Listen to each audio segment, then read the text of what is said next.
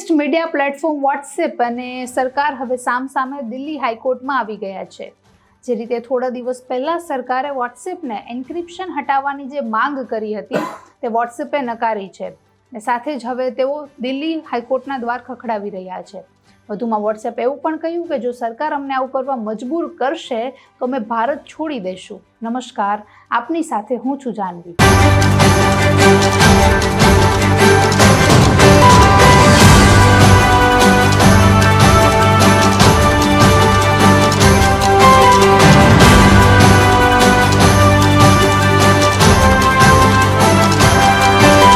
હાઈકોર્ટમાં social media platform વોટ્સએપે કહ્યું કે જો સરકાર એમને એન્ક્રિપ્શન હટાવવા માટે મજબૂર કરશે તો વોટ્સએપ ભારતમાં નહીં રહે।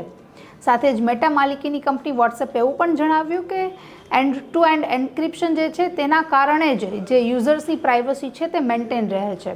સાથે જે મેસેજ મોકલનાર છે અને જે રિસીવર છે આ બંને જ લોકો કન્ટેન્ટ જે છે તે શેર કરી શકે છે। તેની માહિતી કોઈ થર્ડ પર્સન સુધી પહોંચતી નથી। એમને હટાવવું એ અમારા માટે શક્ય નથી કારણ કે આઈટી રૂલ્સ 2021માં આનો જે ઉલ્લેખ કરવામાં આવ્યો છે તેને અનુસરીને અત્યારે જે વોટ્સએપ છે એ ભારતમાં રન થઈ રહ્યું છે।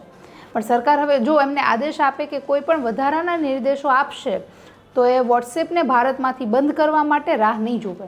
અહેવાલ અનુસાર વોટ્સએપ વતી હાજર થયેલ વકીલ તેજસ કારિયાએ બેન્ચને જણાવ્યું કે વોટ્સએપના જે યુઝર્સ છે તેના સિક્યુરિટી અને પ્રાઇવસી ફીચર્સના કારણે જોડાયેલા જ છે।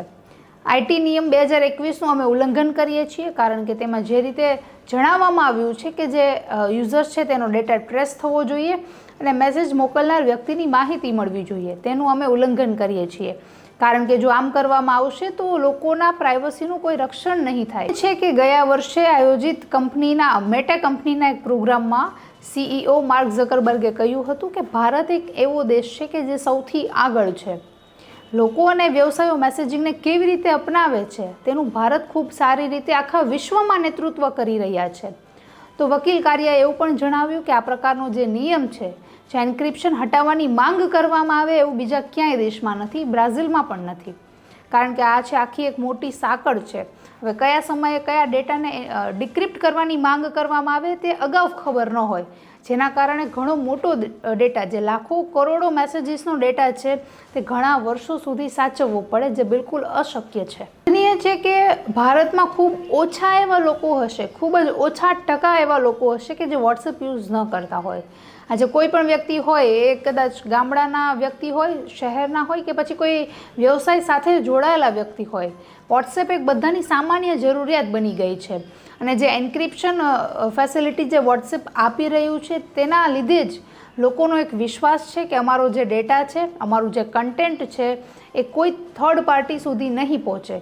તો આ પ્રાઇવસી અને સિક્યુરિટીના કારણે જે વોટ્સએપ છે લોકોમાં ખૂબ જ વધારે પ્રિય છે અને જે યુઝર્સનું છે પહેલી પસંદગીનું કારણ બન્યું છે। જ્યારે ભારત સરકારે હવે એન્ક્રિપ્શન હટાવવાની માંગ કરી છે તો વોટ્સએપ તેની સાથે બિલકુલ સહેમત નથી પણ લોકોનો પણ સાથ અને સહકાર તેમને મળે છે કે શું તે જોવું ખૂબ મહત્ત્વનું રહેશે। નમસ્કાર।